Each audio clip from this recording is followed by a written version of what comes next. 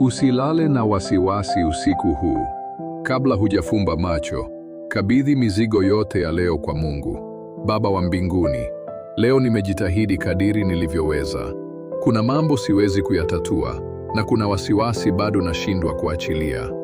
Lakini katika wakati huu wa kukumbuka ufufuo wako, nachagua kuamini. Umeshinda giza na utanitoa pia katika kila hali ngumu. Usiku huu nakabidhi yote mikononi mwako. Naomba amani yako ifunike moyo wangu, ili nilale salama ndani ya uwepo wako. Sijui kesho itakuwaje, lakini najua wewe bado unatawala.